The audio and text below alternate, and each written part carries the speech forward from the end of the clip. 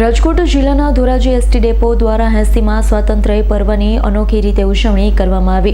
પીપળાણાથી Rajkot route પર ચાલતી local ST બસને તિરંગા, રાષ્ટ્રધ્વજ, ફૂલહાર અને ફુગ્ગાઓથી આકર્ષણ રીતે શણગારવામાં આવી હતી। મુસાફરોને આવકારી દેશભક્તિના માહોલ વચ્ચે સ્વાતંત્ર્ય દિવસની હર્ષોલ્લાસભેર ઉજવણી કરવામાં આવી। જીએસઆરટીસી એટલે કે ગુજરાત રાજ્ય માર્ગ વાહન વ્યવહાર નિગમ દ્વારા પ્રજાની સેવા સાથે દેશભક્તિના અનોખા રંગ જોવા મળ્યા। આજ રોજ 15મી ઓગસ્ટ 80મા સ્વાતંત્ર્ય પર્વ નિમિત્તે દેશના વીર જવાનોના બલિદાનને યાદ કરવા અને આ દેશવાસીઓને પર્વની શુભકામનાઓ પાઠવવા એક પ્રેરણાદાયી પહેલ કરવામાં આવી। ધોરાજી એસટી ડેપોના કંડક્ટર પ્રકાશભાઈ ગાલોરિયા દ્વારા પોતાના સ્વખર્ચે તેમજ ધોરાજી ડેપો અને જીએસઆરટીસી તંત્રના સહયોગથી પીપળાણાથી રાજકોટ રૂટની લોકલ બસને તિરંગા, રાષ્ટ્રધ્વજ, ફુગ્ગા અને ફૂલહારથી સજાવી દેવામાં આવી। બસમાં મુસાફરી કરતા તમામ પેસેન્જરોનું મીઠું મોઢું કરાવી ભારત માતા કી જયના ગગનભેદી નારા સાથે સ્વાતંત્ર્ય દિવસની ઉજવણી કરવામાં આવી।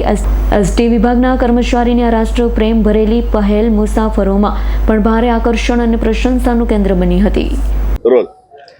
નામ પ્રકાશ કુમાર બી Galoriya, ST depot Dhoraji conductor.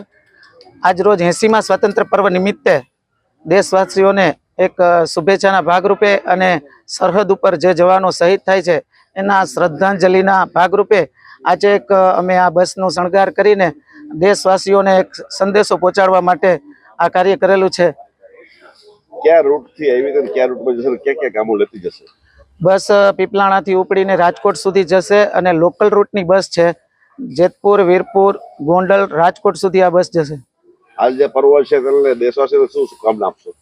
દેશવાસીઓને આજે આપણે જે 80 વર્ષ પૂર્ણ થયા છીએ, એક સ્વતંત્રતા મળી છે, તો એ વીર જવાનો જે આપણા સરહદ ઉપર જે રક્ષા કરી રહ્યા છે એના માટે ખાસ આપણે એક આ શ્રદ્ધાંજલિ રૂપે આ ભાગ લેવો જોઈએ। સ્વતંત્ર પર્વની હર્ષભેર, ઉલ્લાસભેર આ ઉજવણી કરવી જોઈએ।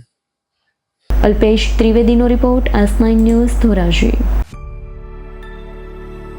અમારી તમામ માહિતીથી અપડેટ રહેવા માટે જોડાયેલા રહો S9 ન્યૂઝ સાથે।